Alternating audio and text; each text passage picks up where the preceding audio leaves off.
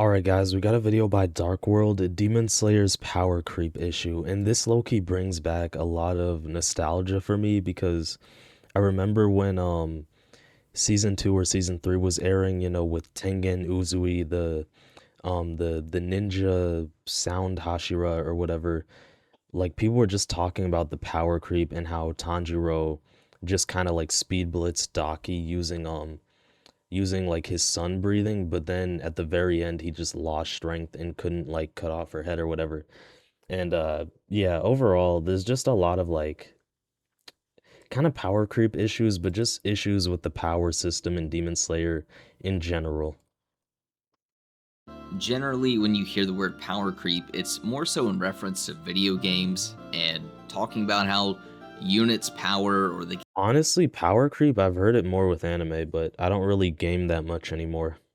Honestly, Elden Ring was peak though. Elden Ring is probably my favorite game like of all time. That was such an enjoyable. Bro, I'm so glad I bought Elden Ring. I'm so glad. game's difficulty is rising, Bro, it took me like 7 hours to defeat Melania. and particularly rising way too fast. But in the context of shonen Took me 4 hours to defeat Concert Radon in Shadow of the Erdtree. manga or anime, people more so just mean the power cliffing of the show feels unnatural, went way too fast, Yeah. or maybe just a combination of both. I've seen this take about Demon Slayer before that the power creep is a bit bad. Now, I'm not gonna lie. Bro, I remember hearing about like Black Frieza like I think about 2 years ago for like Dragon Ball Super spoilers or whatever. Like apparently Black Frieza one shot both Goku and Vegeta in the manga, even while Goku was in like Ultra Instinct and even while like Vegeta was in Ultra Ego mode. I'm pretty sure Black Frieza straight up just like one shot both of them. Like what the heck? There's just so much like power creep issues in anime sometimes. This kind of depends on your preference of how Jujutsu Kaisen, Hunter x Hunter, bro. Hunter x Hunter does it pretty great. Like there's no power creep issues in Hunter x Hunter. Great power system. Also, JoJo's Bizarre Adventure, no power creep. Yeah, there's no power creep in JoJo's. Freaking what else? What else? Maybe Jujutsu Kaisen. There isn't too much power creep.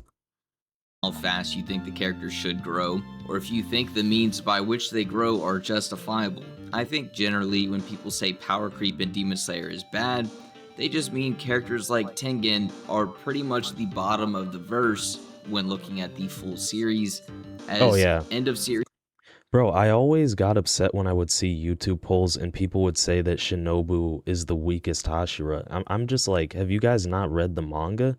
She literally kept up with Doma even in the Infinity Castle movie. Like, I honestly, I gotta be honest, some anime fans are actually just like sexist and misogynistic on like Naoya Zenin timing because people will say that Toji is stronger than Maki and people will say that Tengen is stronger than Shinobu, and it's like, what the heck? Do you just not read the manga? Do you not look at the series? First off, Maki in the manga literally, okay, spoiler alert, but Maki in the manga literally kept up with Sukuna and was speed blitzing Sukuna, so she is like 100% stronger than Toji, and she literally got a second awakening against cursed spirit Naoya. So like Maki would just 100% defeat Prime Toji or whatever. Like it's not close, man. It's not close to any degree. If you replace Maki with Toji, Sukuna would have just like one shot Toji, bro. Now, Shinobu is clearly stronger than Tengen because she kept up with Doma. Doma's the second strongest upper moon. Like it's just not close, man. characters, Mitsuri, for example, and Base, is sorta able to keep up with Muzan, albeit he's poisoned. I'm not saying Bro, even frickin' Mitsuri is like overall stronger than Tengen, I'm pretty sure. Mitsuri scales to like Muzan or anything. I'm just saying like the fact that she can somewhat hold up is more so what I'm getting at. But I'm pretty sure like weakest to strongest, the Hashira order is like I think Tengen is the weakest. Then after that, Rengoku is a little bit stronger than Tengen. After that, Shoot, after that, I think it might be like maybe Mitsuri, and then and then I want to say Muichiro, then Shinobu, then Obanai, then like marked awakened Gyu, then Sanemi, then Gyomei finally being the strongest Hashira. Generally, I think you get what I'm saying is like the I'm pretty sure in the manga, Gyu and Sanemi were like decently equal, and then there's also some debates about Gyu versus Obanai, so those three are kind of relative. scope of the manga just shifted really high, and people seem to think that it just doesn't really make sense. But is it to the point where it's an actual issue and it's just poorly written or poorly paced? Bro, the only thing poorly written was Muzan, bro. Like Muzan was the worst final villain in all of anime, bro. Should have just made Kokushibo the main villain, bro. Kokushibo's writing was better. Akaza had better writing. Doma had better writing. Muzan was such an underwhelming villain. What a garbage villain, bro. Demon Slayer to where it's actually just straight up bad. And specifically here, I'm just talking about holistically from like early Demon Slayer. People see Tengen fighting Gyutaro and it's a high death match. And then in the final arcs, they're literally fighting like Kokushibo. In the case of someone like Mitsuri, for example, I don't really think so. She was always just stronger than Tengen. She has better feats than Tengen. She's stated to Literally. See? Tengen is the weakest Hashira, or Rengoku. It's one of those two. It's either Rengoku or it's either Tengen. have faster attack speed than Tengen. Then she got a training arc after all of this, and Tengen retired and didn't do anything. I don't think it's absurd for a character that is already stronger than another character, then got an entire arc of training to say, well, the power creep is bad. I think that's justifiable. And just being real, you could just say this To a decent degree, yeah, it's kind of justifiable. about every single Hashira in the series. Maybe Tengen was always just kind of the bottom of the barrel when it comes to Hashira. All the other Hashira were stronger than him, and then they went through training. That kind of just gives a sound explanation, if you're looking for one, on why the characters get so strong towards the end of the series. Now, something I kind of I don't think the characters like randomly necessarily got like super strong towards the end of the series. Gyome was always like the strongest Hashira, and Gyome was always like absurdly strong. For example, Obanai and Sanemi and Gyu as well, right? They're all like top five Hashiras. They were always strong, so I don't see any like huge. I wouldn't really say they gained any huge like power ups randomly. neglected to mention is the Demon Slayer mark. And this is sort of the reason people claim that the Power Scope got out of hand in the series. It's kind of like the idea that this is just a power up that's way too strong and it doesn't really come at any cost or anything. It's like a Wait, doesn't the Demon Slayer mark mean you have to die at like age 23 or 25 though? Isn't that I mean, I get why people might still say it's not like a huge cost, but eh, it's not horrible. plot device power up. I not only don't think it's really as strong as people think, but we learned that there is a very severe trade off for actually just using the Mark's power.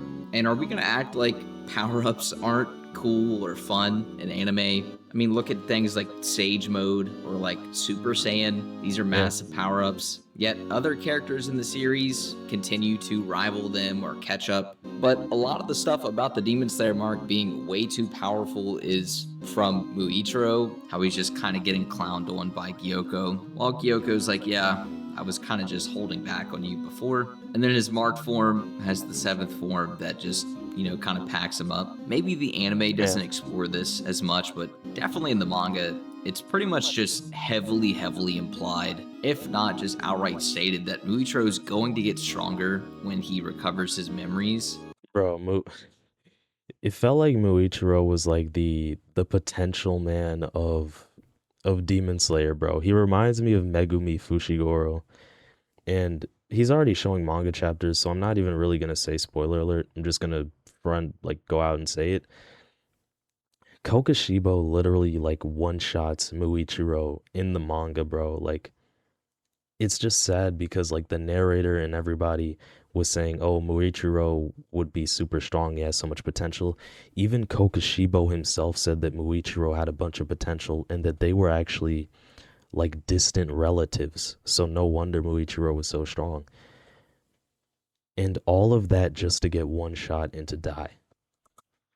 So, if you're looking for an explanation on Wasted potential. why Muichiro goes from so much weaker than Upper 5 to seemingly way stronger with his 7th form, he's just getting 2 boosts at the same time. That also explains why other characters seemingly don't get as big of a boost Yeah, Demon Slayer's animation really is peak, bro. Like just the overall design and just yeah, this is from the peak. Demon Slayer mark. I think this holistically is just a big point that people say, oh, the Demon Slayer mark made the humans way too powerful. But in the case of someone like Base Gyu, I think it's really a better indication of what the Bro, mark. Someone like I want Gojo versus Sukuna to have this level of detail, man. Like honestly, Base Gyu, it I needs think to. it's really a better indication of what the mark power up actually looks like. It doesn't seem to be that massive of a boost, and it was really more so just the case that Muichiro had that extra like amnesia debuff removed on top of getting his Demon Slayer mark. While we see in the Gyu Akaza fight, base Gyu is likely above base Akaza via just him being able to fight a holding back compass Akaza. Unless you just think when Akaza uses his compass and holds back, he's weaker than his base no compass form, then I don't know. Be my guest, sure. But So, from my understanding, Compass Needle, all it purely does is allow Akaza to read his opponent's like aura or willpower movement. So Akaza with Compass Needle is like technically stronger because he can like predict or sense what his opponent is going to do.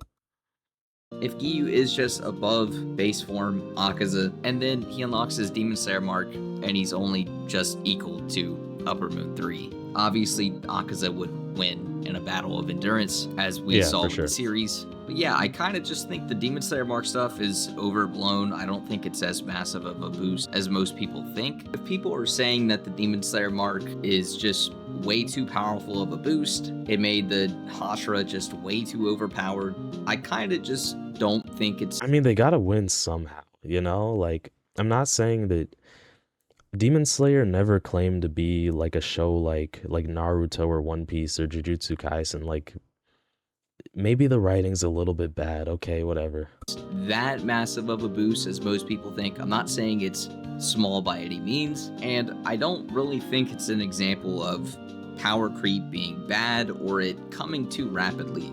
And I think if you're looking for explanations on why there is so much power creep or if the power creep is necessarily bad, there's justification inside the story to make it not seem absurd. I mean, even if the Demon Slayer mark is this gargantuan boost that a lot of people seem to think it is, and they think that's bad, there's also just the Hashira training. So overall, the point is just kind of moot. Like you have the Hashira training and the Demon Slayer mark to explain why the characters are so powerful at the end of the series. On top of the Hashira we see before the Hashira training just having differing power levels, I don't really think any of it is bad. People seem to think Tanjiro also grows just monumentally.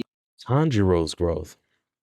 This is what I can agree on. Tanjiro's growth does kind of feel unnatural at some points, in my opinion.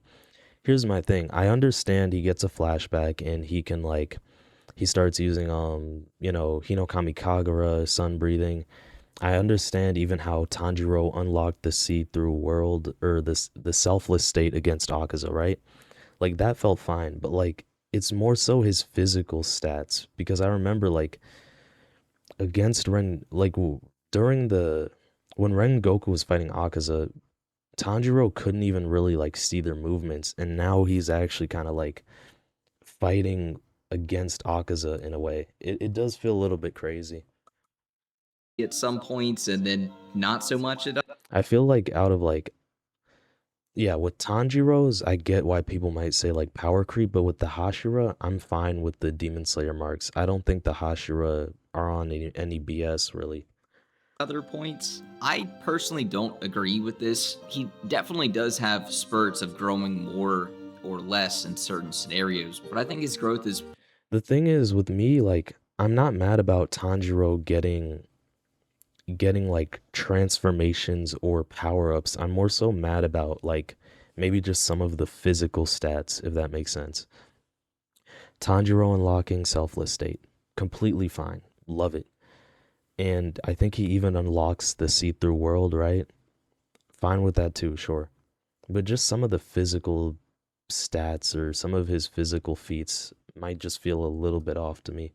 But it's been a while. pretty natural throughout the series, at least to me. Like we see him fighting the hand demon, just a really strong demon that has eaten a lot of people. Then he moves up to demons with blood demon arts. Then he moves up to a demon that was a former lower Kizuki. Then he moves up to a lower moon demon and then fights another lower moon demon. Then he's keeping up with the weaker half of upper moon 6.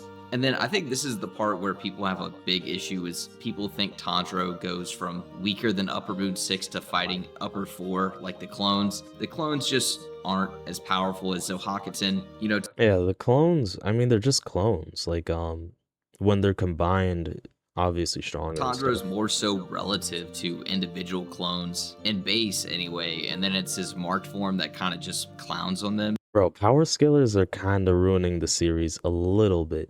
But his base just gets completely blitzed by Zohakuten's tree dragon head, and just one of them. All Tanjiro can do is just perceive the attack. He can't even do anything. And before this, Tanjiro had an entire arc dedicated to training. We literally get a quote from Mitsuri that says, "Hey, there's a secret weapon in this village that makes you stronger." The entire buildup of this arc is Tanjiro just getting stronger. So even if Bro, why was she blushing at him though? Like did she like Tanjiro or what? you don't think it's acceptable that Tanjiro Like what about Obanai? can just be stronger than his previous self, there's at least an explanation that the story is trying to give, and that is that he got special training. On top of that, it's not like he's actually upper 4 level.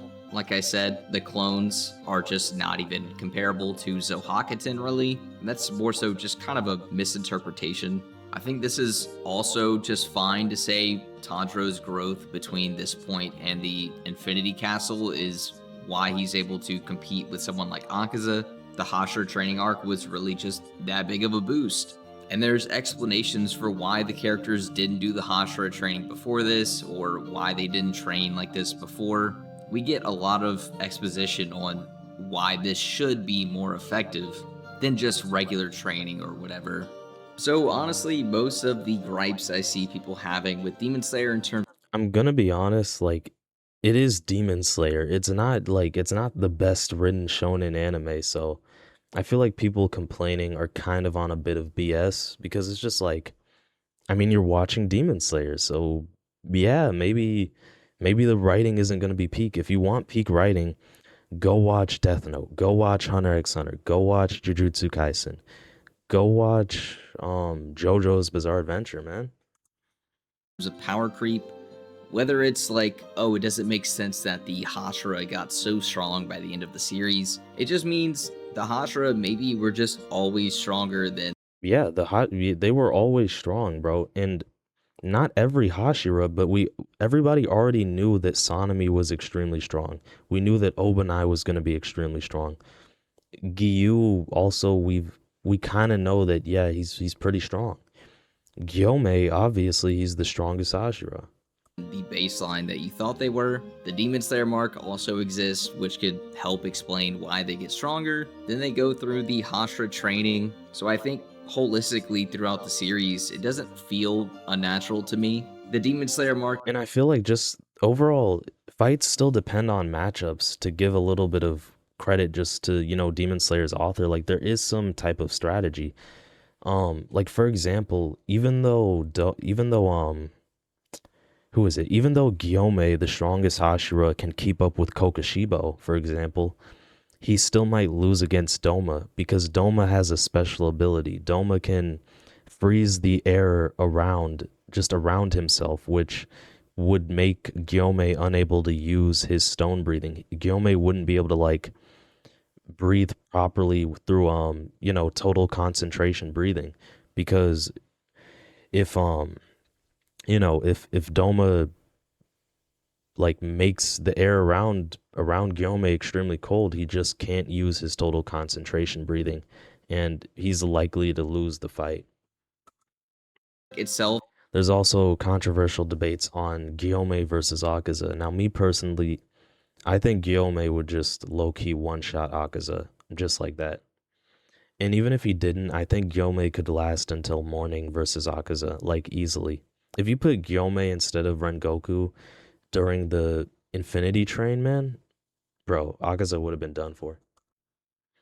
has drawbacks. It has a negative. I think that major of a boost as most people think. And everything about Tanjiro And I think people made up some fake statement saying that nobody can 1v1 or nobody can defeat any of the top 3 upper moons, and that's just complete cap, bro. I agree for top 2, nobody can 1v1 Kokoshibo, nobody can 1v1 Doma, but Akaza is getting slammed by Gyome, bro. I mean, I think Tanjiro's growth is pretty Akaza is not beating Gyome. It's not gonna happen. I don't care if Akaza has Compass Needle, he's not gonna beat Gyome, bro. Gyome is just gonna speed blitz. consistent throughout the entire series. Honestly, I don't ever feel like he makes massive leaps that feel like he didn't earn them or weren't natural progression, at least. Most instances of power creep in Demon Slayer, I think, are just misinterpretations, or I guess if I had to encapsulate what I'm saying is Demon Slayer has power creep technically. The stakes and scope of the series rise very quickly, but I don't think it's bad power creep where it can't be explained or rationalized. And I think all of it really just makes sense if you're looking for answers. So that's all for me. I hope you enjoyed. I know this is kind of a different video than what I normally do. And I guess to keep with the theme of things that I Honestly, man, this was a nice video. People usually don't make too much like Demon Slayer videos or content from what I've seen. don't normally do, I'll go ahead and do an outro for this video as well. Yeah, well, let me know what you guys think. Do you guys think that Demon Slayer has some huge power creep issue or not? Or is it all right?